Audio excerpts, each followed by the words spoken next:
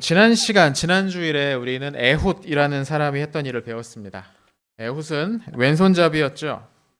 그러면 자기의 그 약점을 이용해서 이스라엘을 오랫동안 괴롭혔던 모압 사람들을 물리치는 데 성공했습니다. 이렇게 하나님이 이스라엘 사람들을 구하시기 위해서 특별히 세우신, 특별히 만드신 이 사람들을 뭐라고 부르냐면 사사라고 불러요. 그래서 우리가 지금 읽고 있는 책을 사사기, 사사들의 이야기라는 제목이 여기에 이제 붙어 있는 거죠. 에훗 이후에도 몇 명의 사사들이 더 있었습니다. 이스라엘에. 사사들이 있는 동안에는 이스라엘 사람들이 평화를 누릴 수가 있었죠. 적들이 쳐들어오지도 않고 이스라엘 사람들도 서로 싸우지 않았어요. 왜? 사사가 있으니까. 사사가 적당히 이제 야 너랑 그 왜 그래? 가서 중재도 하고 무슨 일이 있으면 해결도 해주고 그랬으니까요. 그렇게 이제 평안한 시간이 흘러버렸습니다. 오랜 시간이 흘렀어요. 그러자 사람들이 다시 변하기 시작합니다. 하나님을 잊어버리고 하나님과 함께 살지 않아서 모압 사람들에게 18년 동안이나 고생을 했다가 가까스로 구원을 얻었는데, 그리고 지난 한 주 우리가 묵상했던 것처럼 다시 하나님 앞에 죄를 짓고 살아서 이번에는 가나안 왕 야빈이라는 사람한테 20년 동안이나 또 괴롭힘을 이 동네를 한번 괴롭히면 막 18년, 20년 이전 기본인 거예요. 20년을 또 괴롭힘을 당했어요. 그러다가 드보라, 바락 뭐 이런 이름의 사사들 때문에 겨우 구원을 얻었어요. 지난주에 묵상을 했죠, 한 주간. 그런데 또다시 그랬다는 거예요. 또다시 죄를 짓기 시작했습니다.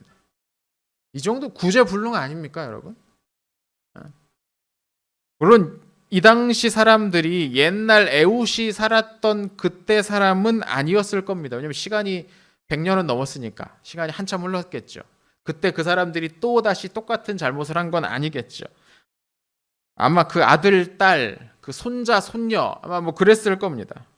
근데 그래도 그렇지. 하나님과 함께 살지 않을 때 어떤 일이 일어나는지를 봤는데도 불구하고 왜 또 그랬을까요? 왜 또 반복적으로 그런 일을 저질렀을까요? 뭐가 문제였을까요? 이 사람들은 자기들의 할아버지, 할머니들이 저질렀던 잘못을 몰랐을까요? 어쩌면 제대로 듣지 않았을 수도 있겠다라는 생각이 듭니다. 제대로 듣지 않았다고요. 죄가 얼마나 큰 문제인지, 악을 행하는 것이 얼마나 큰 대가를 치러야 하는 건지 그걸 가르쳐줘도 직접 자신이 경험하기 전에는 깨닫지 못해요. 잘 깨닫지 못하는 게 사람입니다. 자기가 직접 당하는 입장이 되어보기 전에는 그게 얼마나 나쁜 건지 생각하지 않는 게 보통입니다. 어쩌면 우리도 그렇지 않아요, 여러분? 우리도 성경을 통해서 매주 하나님의 말씀을 듣죠. 근데 막상 실제 상황에서는 그 들은 하나님의 말씀을 생각하지 않아요. 우리 생각대로 하죠. 성경 말씀을 들을 때는 그렇지, 그렇게 해야지 라고 아는데 한 주 동안 우리가 생활하면서는 그것을 기억하지 않고 그냥 내 마음대로 하는 거예요. 주일 예배 마치고는 이번 주엔 내가 기도 꼭 해야지. 사무소 선생님하고 약속했어. 이번 주엔 내가 도네이션 큐티 꼭 3번 할게요. 아무도 안 했어. 지난주 약속한 사람. 그런 거죠. 사무소 선생님도 안 올렸어 지금. 그런 거죠. 주일에는 결단을 해요. 우리가 들으니까 바로 앞에서. 근데 그날이 지나고 나면 잊어버린다는 거죠. 어쩌면 하나님 없이 사는 우리는 되게 위험한 상황인 걸지도 모릅니다. 결국 이스라엘 사람들은 다시 한번 고생을 하게 됐습니다. 이번에 이스라엘을 괴롭혔던 것은 미디안 사람들이었습니다. 이 미디안 사람들은 이스라엘 땅 그 주변에 넓게 퍼져 있는 광야에 사는 사람들이었어요. 유목민족이었죠. 평소에는 양 기르고 낙타 기르고 그렇게 생활을 했어요. 그런데 이제 광야에 먹을 게 좀 없어진다. 양이랑 낙타랑 제대로 새끼도 못 낳고 자라지도 못하고 그런다, 어렵게 된다 그러면 낙타에 올라탑니다. 그리고 가자 하고서 칼을 들고 가서 주변 사람들을 공격해서 빼앗아 오는 그런 사람들이 이 미디안 사람들이었다는 거죠. 이스라엘 사람들이 그런 미디안 사람들의 공격을 받기 시작합니다. 1년, 2년 넘어서 7년 동안이나 그런 고생을 하기 시작을 합니다.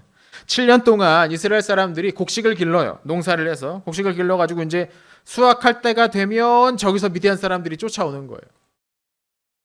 미디안 사람 쫓아오면 어떻게 해야 됩니까? 도망갈 수밖에 없는 거죠. 내가 여기서 밀을 길렀는데 미디안 사람들이 쳐들어오니까 밀을 빨리 가지고 도망갈 수가 없어요. 그렇잖아요. 얘는 땅에서 자라는 건데 놓고 도망갈 수밖에 없는 거죠. 1년을 힘들게 길렀는데 죄다 뺏기게 되는 겁니다.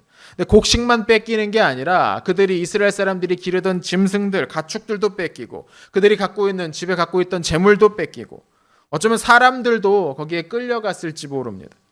무려 7년 동안이나 이스라엘 사람들은 언제 어디서 미디안 사람들이 쳐들어올지 몰라서 두려워하며 살았다는 거죠. 벌벌 떨면서.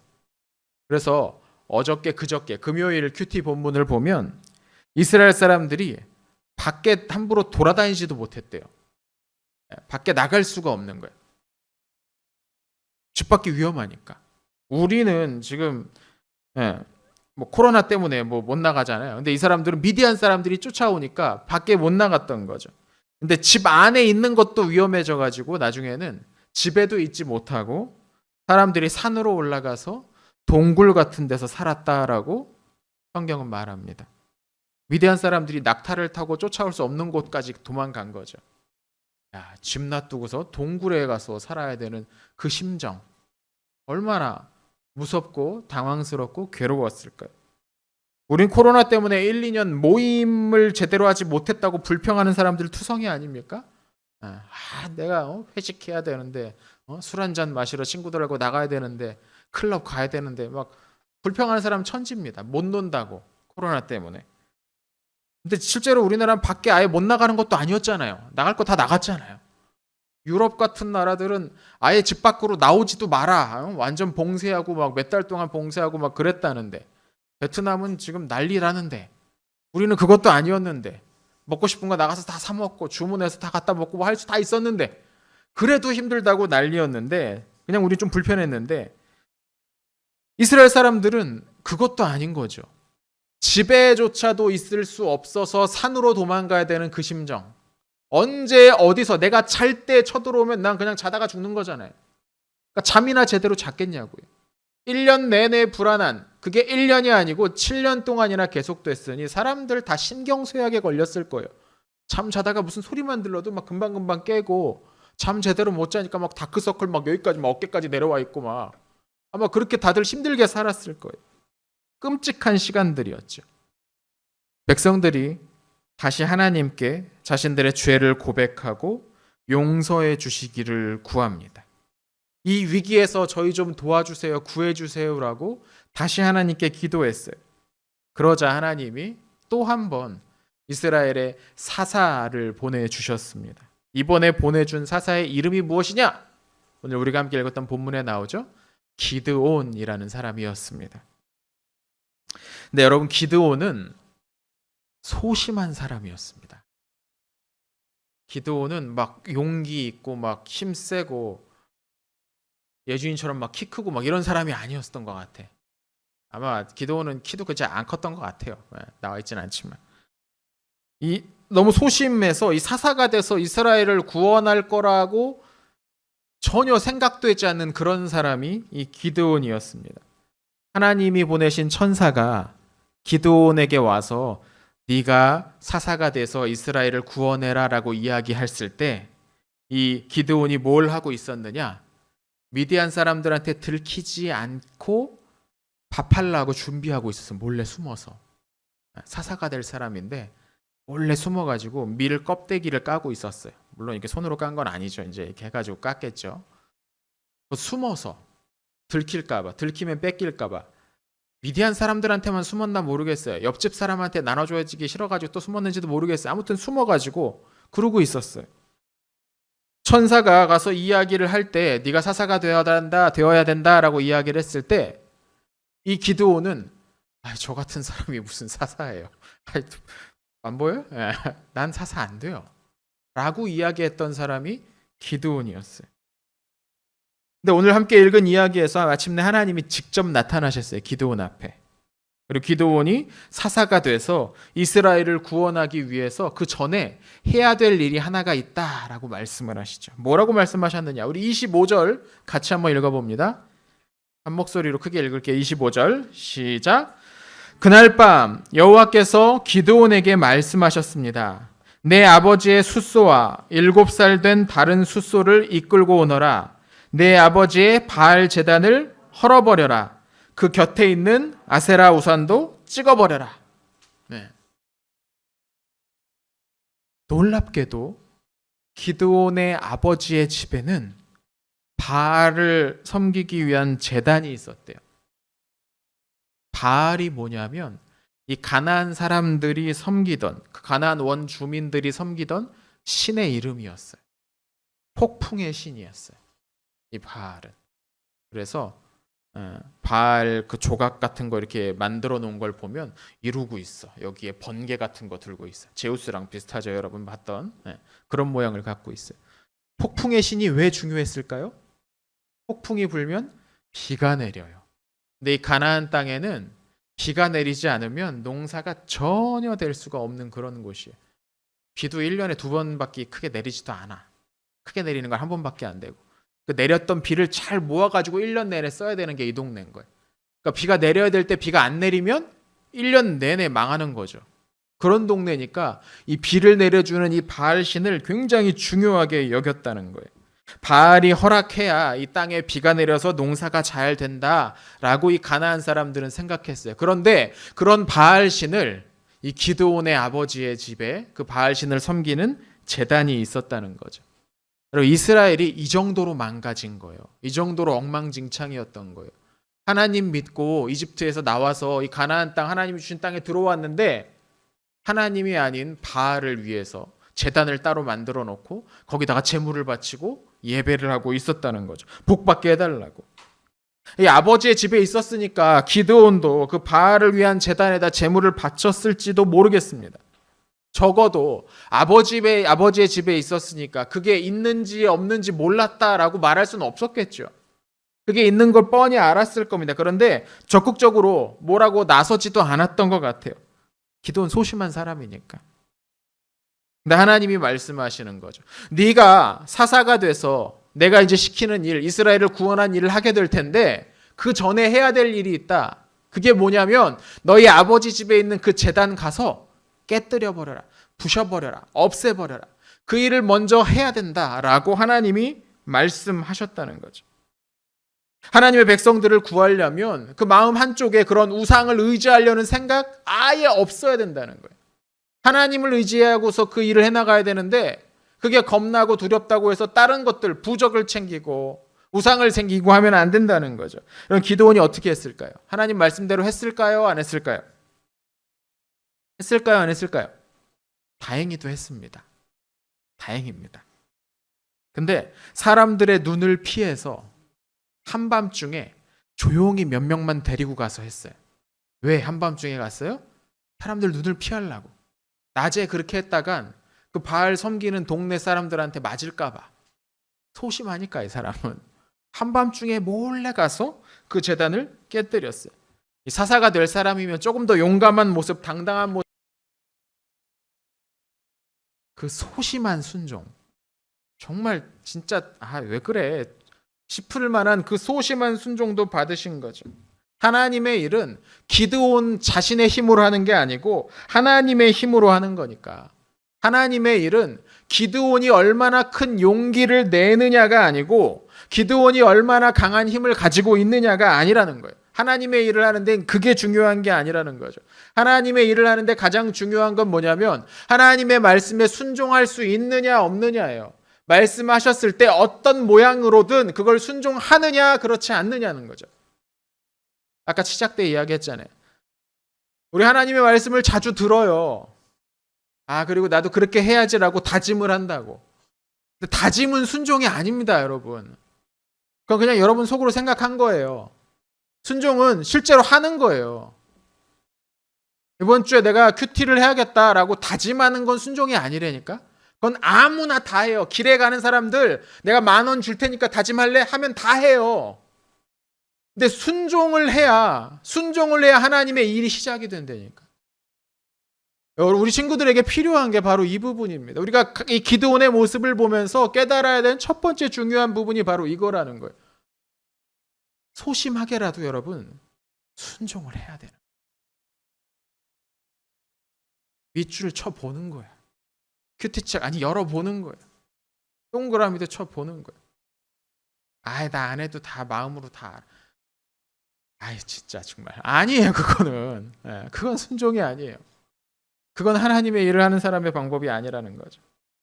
기드온은요, 자기의 방식대로 순종했어요.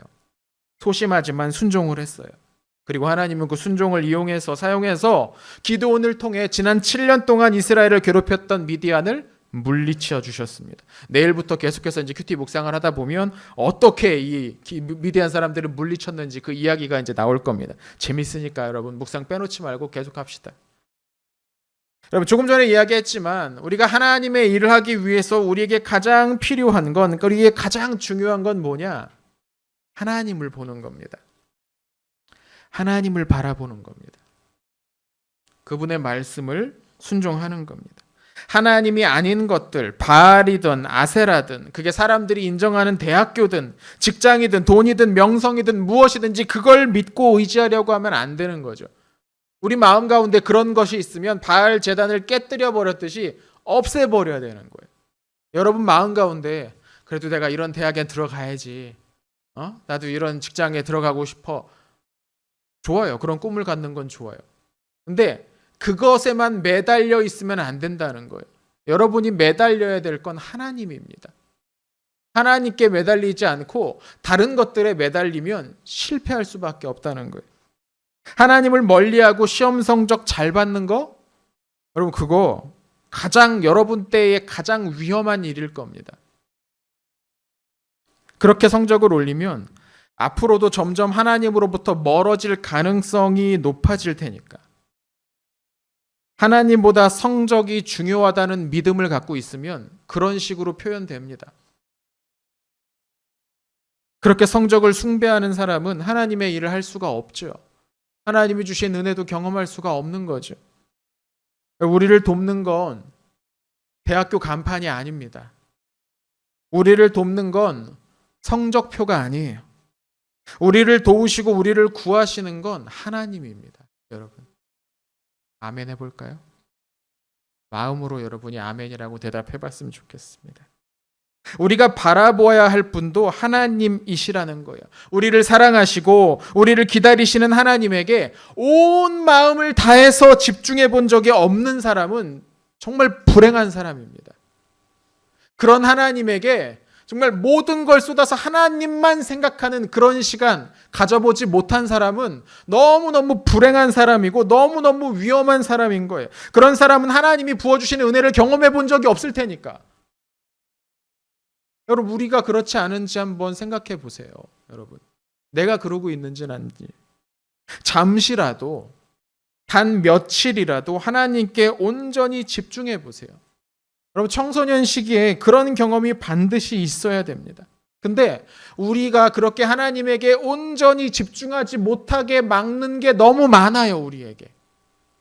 우리의 관심을 빼앗고 주의를 분산시키는 것들이 너무 많다는 거예요. 우리가 예배당에 나와서도 하나님이 아닌 것에 집중하느라 하나님을 만나지 못하고 그대로 돌아가는 경우가 너무 많습니다. 가만히 한번 생각해 보세요, 여러분. 휴대폰은 나쁜 게 아닙니다. 휴대폰은 악하지 않습니다. 스마트폰은 우리의 삶을 편리하게 만들어주고 즐겁게 해줍니다.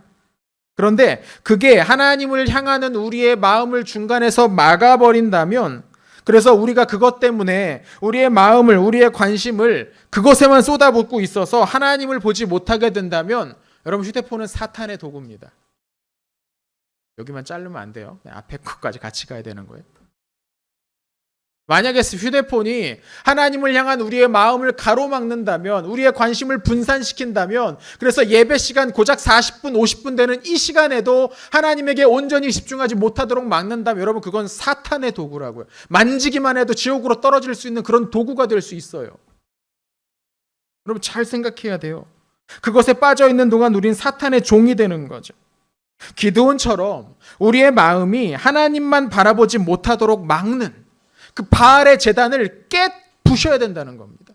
여러분, 부셔야 돼요. 그냥 치워두면 안 돼요. 살짝 가려두는 걸로 되지 않아요. 부셔야 된다는 거예요. 그걸 깨뜨려야, 없애버려야 우리는 하나님을 만날 수가 있기 때문입니다. 지금 모두가 한번 생각해 봤으면 좋겠어요. 내가 하나님에게 집중하는 것을 가로막는 장애물이 나한테 뭐가 있을까? 무엇이 예배하러 나온 이 자리에서 우리를 하나님에게 집중하지 못하도록 만들까? 뭐가 내가 예배 시간에 결단했던 그 결단을 한 주 동안 지키지 못하고 실천하지 못하고 잊어버리게 만들까? 무엇이 나를 그렇게 만들까? 여러분, 지금 한번 생각해 보십시오. 뭐가 나를 그렇게 만들까? 여러분, 마음속에 떠오르는 게 혹시 있습니까? 여러분, 그거 부실 수 있겠습니까? 그걸 부수지 못하면 여러분은 하나님과 관계를 맺기 어려울 겁니다. 하나님의 말씀을 따라 나가기 전에 먼저 그걸 없애버려야 되는 거죠. 깬다고 해서 여러분, 기드온처럼 당장 집에 가서 망치 들고 휴대폰을 때려 부시라는 말이 아닙니다. 그렇게 하지 마십시오. 또 가가지고 목사님이 부시라고 했다고 막 부시고 엄마한테 또 사달라고 하고 뭐 그러시면 안 됩니다. 그 얘기가 아니죠. 그게 하나님에게 집중하는 걸 방해하지 못하도록 확실하게 처리하라는 거예요. 적어도 하나님께 집중하려고 할 때는. 예배당에 들어와서 휴대폰 전원을 꺼버리는 것도 한 가지 방법입니다. 솔직히 이 아침 시간에 교회 안 나오면 다 자고 있을 이 시간에 오는 알람이 뭐가 중요한 게 있겠습니까? 이 시기에. 그렇지 않나요? 여러분, 전원을 아예 꺼버리세요. 중등부실을 들어오고 나서는. 그게 하나님을 우리에게 집중하지 못하도록 만든다면 그렇게 할 수 있을 겁니다. 별 어렵지도 않아요. 근데 그렇게 못하죠. 왜? 휴대폰이 나를 구원할 거라고 생각하고 있으니까. 이걸 꺼버리면 나의 온 재미와 행복과 즐거움이 사라질 거라고 생각하니까 그걸 끄지 못하는 거예요. 그러니까 시시때때로 그걸 쳐다보고 있는 거죠. 이게 나를 구원할 수 있을 거라고 생각하니까. 그렇지 않다는 거예요. 여러분, 휴대폰을 끄면 하나님이 보입니다. 휴대폰을 끄면 예배 시간에 왔다 갔다 하지 않을 수 있습니다. 조금 더 일찍 와서 의자에 앉아서 하나님 말씀에 귀를 기울일 수 있는 시간이 생깁니다. 휴대폰을 끄면 찬양의 가사에 집중하면서 하나님께 마음을 드릴 수 있는 기회가 생긴다고요. 하나님을 향하는 걸 막는 그 방해물을 깨어 부수는 사람은 하나님을 만날 수 있습니다. 여러분, 휴대폰은 한 가지 예일 뿐입니다. 휴대폰만 뭐 그렇다는 게 아니에요. 이거 말고도 우리가 하나님을 바라보지 못하도록 막는 게 여러 가지가 있습니다. 이 자리에서 그거 하나하나 말하려면 끝도 없을 거예요. 오늘 예배 2시간 해야죠. 그럼 여러분 다 지쳐가지고 다음 주 안 나올 거 아니야. 그러니까 내가 그렇게 못하겠고. 한번 가만히 생각해 보십시오. 나를 하나님으로부터 막는 것이 무엇인가? 우리가 그것들을 깨버리지 않으면 계속해서 그걸 애지중지 들고 다니면서 우리의 관심을 끝없이 거기에만 쏟으면 우리는 결코 하나님을 만날 수가 없습니다. 그게 바로 어떤 사람은 하나님을 만나지만 또 어떤 사람은 도무지 하나님을 만나지 못하는 이유인 겁니다. 하나님은 이미 우리 곁에 오셨죠. 우리 출애굽기 때 계속 배우지 않았습니까? 하나님은 이미 우리 곁에 오셨는데 어떤 사람은 하나님을 만나고 어떤 사람은 그렇지 못하는 이유가 바로 이거라고요. 우리가 하나님께 충분히 관심을 기울이지 않고 있기 때문이죠. 마음을 다해서 하나님을 찾지 않는 사람은 발견할 수가 없는 겁니다. 여러분, 이번 한 주는 우리 반드시 집중해 봅시다. 하나님께 반드시 집중하는 시간을 만들어 봅시다. 그리고 이걸 막는 것들을 과감하게 부수세요. 치워버리세요. 다음 주일 예배하러 나오는 자리에 여러분, 다음 주일에 11월 21일 중동부 예배 시간 예배당에 나와서 예배 드릴 때는 휴대폰을 끄고 말씀을 보고 찬양을 듣고 기도하면서 하나님을 만나는 그럴 준비를 해봅시다. 큐티책을 열어서 20분을 하나님께 드리는 거예요. 여러분, 우리의 20분을 하나님께 드리는 거예요. 큐티책을 열어서 한번 해봅시다. 하나님이 여러분 모두를 만나 주실 겁니다. 그러면 우리의 삶이 변하기 시작합니다. 여러분 모두가 이런 은혜를 누리기를 축원합니다. 기도합시다.